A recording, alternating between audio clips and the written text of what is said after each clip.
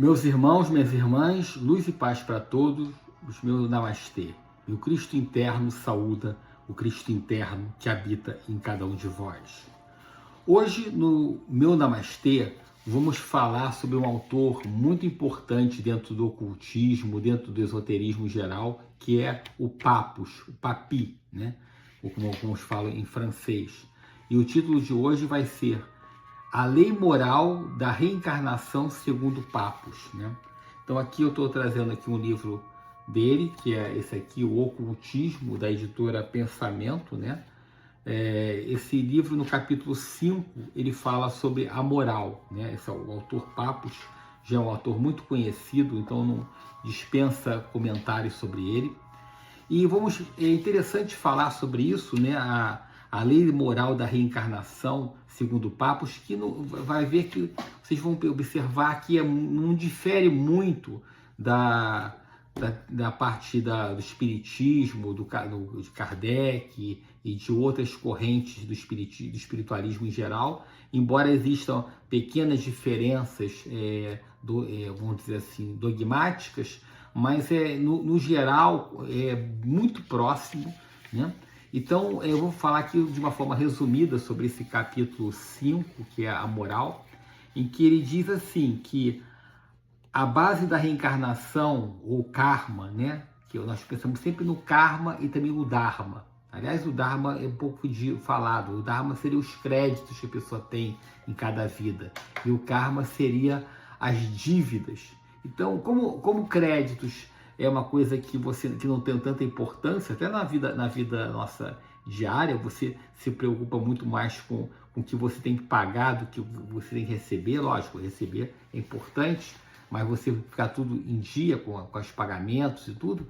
Na parte espiritual também. O Dharma você já tem os créditos, maravilhoso. Mas você eliminar as dívidas é que faz parte do nosso círculo evolutivo, né? Senão não estaríamos aqui na Terra, não estaríamos desenvolvendo espiritualmente aqui na Terra se nós não tivéssemos nada nenhuma missão para cumprir, nem nada para pagar.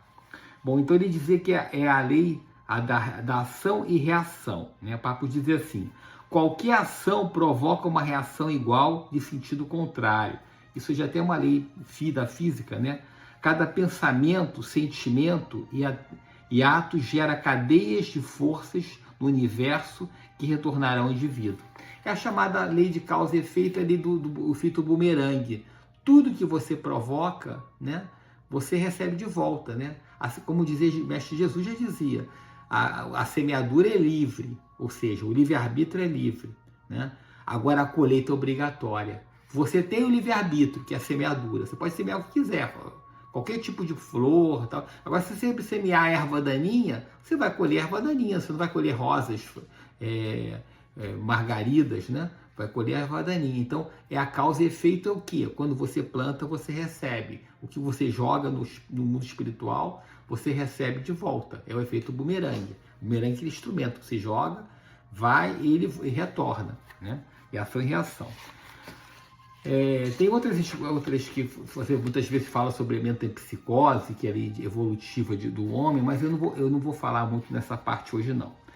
O mais importante é sobre o esquecimento das vidas passadas. Muitas pessoas perguntam qual é o sentido da pessoa esquecer as vidas passadas, né? E é uma das partes centrais do texto. E lógico que o kardecismo, né, o espiritismo em geral, ele já tem a sua posição sobre isso, né, de que a pessoa precisa esquecer para poder ela passar pelas provas na Terra. Mas o Papus não fala de forma tão diferente. Ele diz assim, que o esquecimento de vidas passadas é um mecanismo de proteção.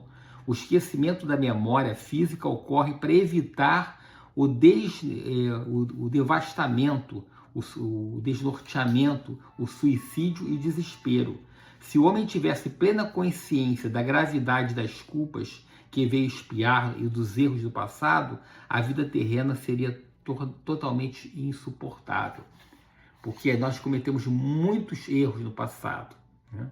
Então todo mundo cometeu algum tipo de dificuldade, algum problema. Você está às vezes numa família que você tem os seus irmãos, tem a sua mãe, o pai, e você não sabe o que você fez para eles. Aquele vizinho do lado, né, que às vezes que você tem muito amigo deles, às vezes você pode ter feito algum tipo de maldade com aquela pessoa, e você vê um remorso. Puxa, eu fiz isso com aquela pessoa. Às vezes até um crime, né? A pessoa matar o outro, ou tirar um bem do outro, enfim, várias coisas podem acontecer. Então, e outra coisa também é porque é como se você fosse fazer uma prova, né? Se você chegar na prova com aquela colinha, copiando tudo, você vai passar, sei lá, vai conseguir de uma boa nota, mas não vai, a prova não vai ter efeito nenhum, porque você copiou todas as questões. Então, não, a prova é o quê? Para você ver se você está preparado, se você tem o conhecimento, né, de tudo isso. Então, a reencarnação, ela é uma dádiva que é feita para você poder usar essa vida para desenvolver, aprender. Você já tem muito conhecimento, mas você vai aprender novos conhecimentos. Então você às vezes é aquela pessoa que você é irmão, você foi marido da outra pessoa, foi pai, foi filho, por isso que fica estranho a pessoa também lembrar disso, né? Poxa, o meu pai foi meu irmão na outra encarnação, então aí fica aquela situação. Por isso que o esquecimento ele é uma forma de proteção. Muitas pessoas, eu queria lembrar como é que era a minha outra vida. Isso daí, se a pessoa não lembra, quando a pessoa necessita lembrar, o mundo espiritual faz com que dê aquele flash e você lembra. Se você não lembra, é porque não é para você lembrar mesmo. Só quando você desencarnar que você vai ter aquela passagem, né? Dependendo do momento, você pode ter a passagem de como foi a sua última vida, como foi a vida anterior, isso de acordo com a necessidade que você tenha na parte desencarnada, né? Ele fala também do véu da ilusão, que ele cita o Rio Lete da antiguidade, que diz assim, como representação desse esquecimento necessário. Era o rio das ilusões, né? Ele fala das falsas memórias de realeza, né? Papos critica duramente a tendência vaidosa de outras pessoas que, ao estudar a reencarnação, julgam-se imediatamente reencarnações de antigos reis, sábios, guerreiros, quando na verdade são apenas sugestões do seu próprio orgulho. Então, muitas vezes ele pensa assim, eu fui um rei na outra encarnação, eu fui um homem muito rico.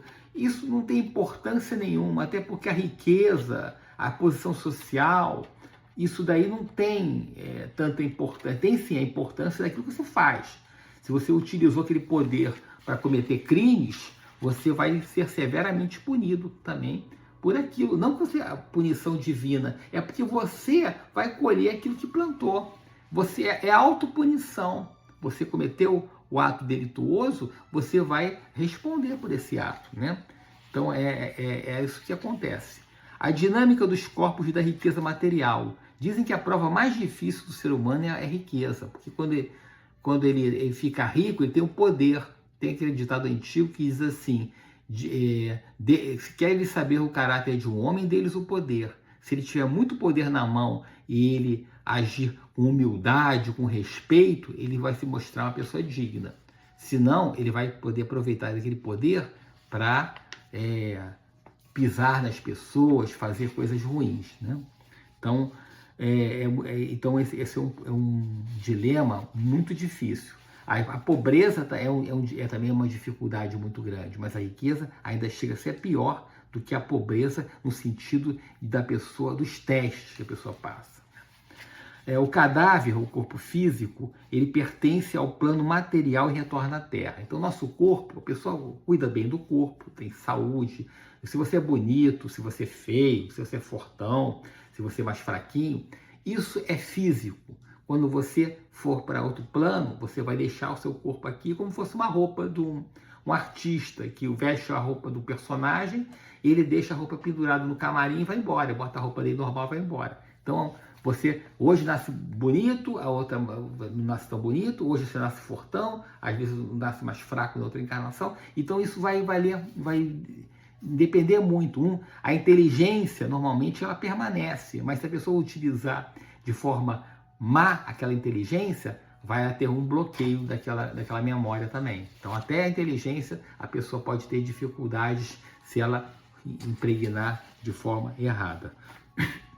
O corpo astral, ele divide-se em duas partes após a morte. Uma inferior, que ajuda a decompor o cadáver, e uma superior, que é ligada à alma, à individualidade. Então, aquela parte inferior, ela se dissolve no corpo astral. Está normalmente ligada ao corpo etérico, do pretérico, que dissolve. Mas existe uma parte superior dela que vai para a alma, que é o corpo causal da espiritualidade.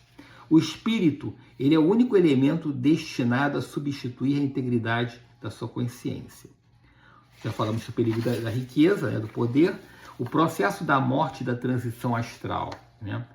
Papos descreve a agonia e o momento após a morte de forma quase fisiológica. Isso até a doutrina espírita fala, né, que a pessoa, de acordo com o desenvolvimento, quando ela é muito materialista, ela, mesmo depois que falece, que desencarna, ela continua ainda sentindo o corpo físico dela, porque ela é muito apegada à matéria. Né? Ele diz assim, Papos, o desprendimento.